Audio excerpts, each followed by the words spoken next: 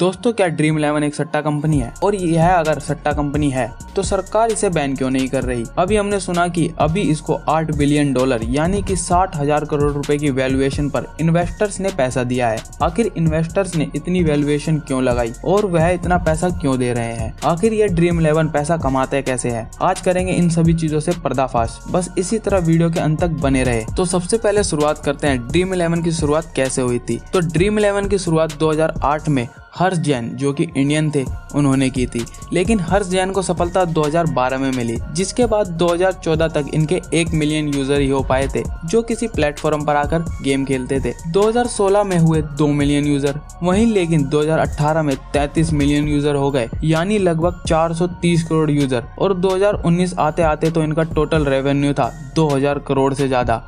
और यह पहली इंडिया की गेमिंग कंपनी थी जिसको यूनिकॉर्न का स्टेटस मिला। यूनिकॉर्न उसको कहते हैं जिसकी $1 बिलियन की वैल्यूएशन होती है।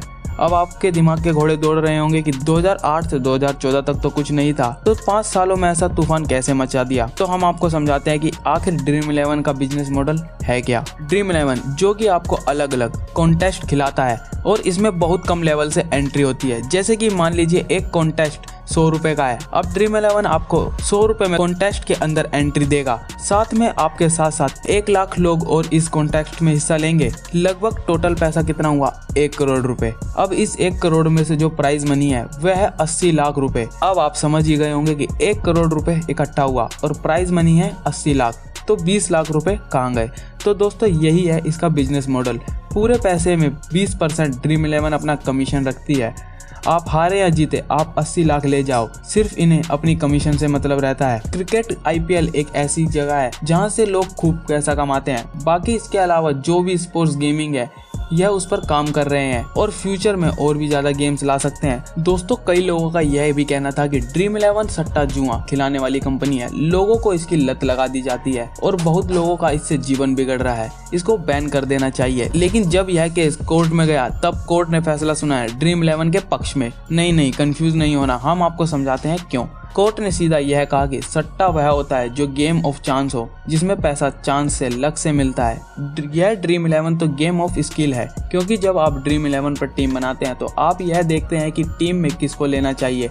आप खुद डिसाइड करते हैं कि आप विराट कोहली को लेना चाहेंगे या रोहित शर्मा को, सामने वाले बॉलर कैसा है, पिच का मिजाज कैसा है। आप खुद इन सब चीजों को चूज करने के बाद ड्रीम 11 पर अपनी टीम बनाते हो। तो अगर आपने ड्रीम 11 से पैसा जीता है तो वह लक से नहीं, अपने स्किल, अपने दिमाग से पैसा कमाया है। इन चीजों को देखते हुए ड्रीम 11 को लीगल होने का दर्जा मिल गया और इसी के साथ जितनी भी फैंटेसी कंपनी आई इन सभी चीजों का हवाला देकर वह भी लीगल हो गई। यह बात तो क्लियर हो गई कि सरकार ड्रीम 11 को इलीगल नहीं लीगल मानती है। लेकिन इन्वेस्टर्स को 8 बिलियन की वैल्यूएशन मतलब 60,000 करोड़ वैल्यूएशन के हिसाब से 5 से 10,000 करोड़ नगद क्यों दिए हैं?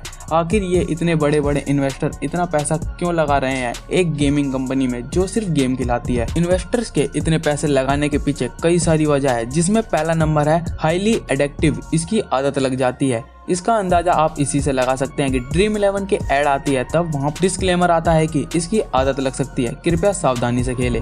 दूसरी, लो एंट्री बैरियर। ड्रीम 11 पर आप लोग सिर्फ और सिर्फ 19 रुपए से स्टार्ट कर सकते हैं। अगर इसकी जगह 500 से स्टार्टिंग होती तो बहुत ही कम लोग आते, लेकिन 19 रुपए से स्टार्टिंग करने के लिए भीड़ ही आ जाती है। ऐसा समझिए आपने 50 रुपए से एंट्री ली और 2 महीने IPL जमकर खेला, लेकिन कोई पैसा नहीं कमाया, तो आपका क्या गया? आपका तो कुछ भी खर्च नहीं हुआ। इसी वजह से इंसान इसको लेकर बहुत ही ज्यादा एडिक्टिव होता जा रहा है और दिन प्रतिदिन इसकी संख्या बढ़ती जा रही है। तीसरी वजह है हाई एग्जिट बैरियर, मतलब एंट्री तो बहुत आसान है, 19-20 देकर एंट्री हो जाती है, लेकिन एग्जिट लेना मुश्किल है, क्योंकि ड्रीम 11 कहता है 200 कमा लूंगा तब बाहर जा सकते हैं।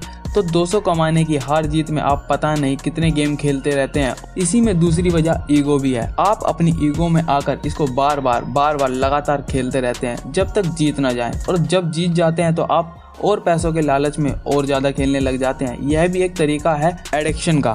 दोस्तों अब आप ही बताइए आपका क्या विचार है, सरकार सही कर रही है या गलत कर रही है? क्या ड्रीम 11 को बैन कर देना चाहिए या इसको ऐसे ही चलते रहना दीजिए? आपकी क्या राय है आप हमें कमेंट करके जरूर बताएं और हमारे चैनल को सब्सक्राइब करना बिल्कुल ना भूलें।